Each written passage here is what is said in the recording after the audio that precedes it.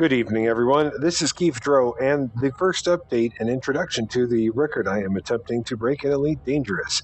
A brief overview for those of you less familiar with Elite. Elite is a sim of the Milky Way galaxy and our 400 billion star family. You start out near Earth, but over time and lots of grinding, you can get a nice ship. In my case, for exploration, but there are, combat, trade, hauling, passenger, whatever type of missions available. Bounty missions, etc. in this game, just like I'm sure many other space sims. The populated area around Earth goes out to about 300 light years. As you can see in this area here, lots of bookmarks of places I've been, and some encroaching aliens with all the yellow stuff going on there for a different storyline and some different future videos.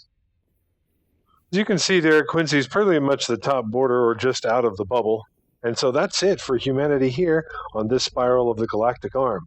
And if you spend many hours and hundreds of jumps going away from the bubble, you can go through the Lagoon Nebula and all the way out to the only other bubble of humanity in the game, just set about 1,300 years in the future. And that's Colonia, which is down here by Hamlet's Harmony. Those are bookmarks of a lot of some stations and waypoints and cool things to see on the way. As you see, this bubble of humanity is tucked into a nebula, which does look pretty cool once you get up close.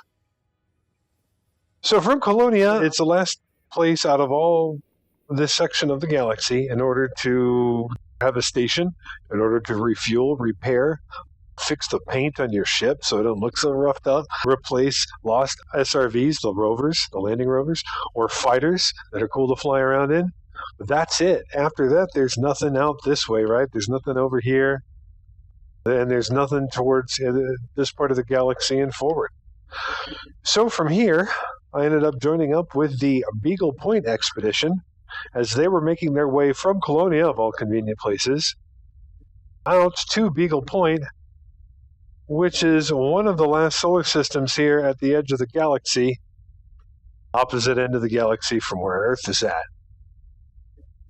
So, going through many awesome waypoints, most of these, or pretty much all of these, were landable planets or moons with really cool views and scenery to look at, some of them in the midst of glowing dark red nebulas, some of them, checking out the black hole Sagittarius A at the middle of the Milky Way. That was cool to see, and also available in one of the other videos online, and from my other videos here in my collection, you'll be able to see some of these waypoints that I was talking about. As you make your way past Beagle Point, just a few hundred light years, you get to the last system farthest from the Earth, period, in the Milky Way galaxy in this game. And here you have a couple of stars. And you can tell me if I'm wrong in the comment section and make fun of me, but I believe the first one is called Isham's Reach, and then we call the second one Samotus Beacon. Or at the very least, they are star A and star B. And so, from Samotus Beacon here, there's even a far planet that's even farther away from Earth than that sun. At least it happens to be in this orbit lately. And on it has a moon farther therefrom where you can land. It's the farthest place you can land from Earth in this game. So, going out from here, from Earth all the way out here, there's nothing left. See, there are these few stars here. As it got sparser and sparser, the more you got out towards the end, there's nothing left. And from here, you can travel no more by hyperspace jump, but you can warp or supercruise for additional distance. I've been doing this for nearly 240 hours now as I approach my 55th light year mark away from the last star. I'm attempting to beat the record to be the farthest from Earth's sun, Sol. The current record was set at 58.3 light years from Samotus Beacon here, and 65,705 light years from Sol. Now, just as you notice here, Alpha Centauri is selected at 65,699 light years. There's a funny thing with this game where you actually can't go to Earth if you wanted to just visit the whole solar system. You can't even select it in game unless you do a certain amount of grinding to get a permit to go to the Sol system. As I do not have set grinding for that permit, I can select other stars in the area that my map will tell me and then I can triangulate and verify how far out that is. One of which is Alpha Centauri, just 3 light years away. So I am actually at 65,702 light years out from Sol, which is just 3 light years under the record at this point. It took Commander Diluvian about 250 hours of spaceflight to set this. And you also may have heard of a Commander Persera, who set the record before Diluvian this past December, but ran out of gas and had to be famously rescued by the amazing Fuel Rats, a group that will fly anywhere in the galaxy to save stranded pilots and their high-value exploration data. With any luck, an attention-whoring streamer such as myself won't run out of gas and require their assistance. Because, wow, that would be something. As you see here also, I am 54.5 light years out, and I said that Commander Diluvian got to 58.3 when he set the record. If you notice by math, I'll be tying his record in 3 light years at 57 and change. I managed to somehow get a better angle away from Earth than Commander Diluvian, bless his heart and his attempt, and so I am 1 light year better angle than his journey at this point, which is why you see the difference between where I'm at from the star, where he was from the star, and where I'm at just the 3 light years remaining in difference from Sol. And speaking of assistance, Commander Klutz and his Anaconda accompanied me during the first 11 hours of my trip. Using a fuel Olympic controller, he sent a fleet of drones to transfer all but the last couple of tons of fuel to fill my tanks.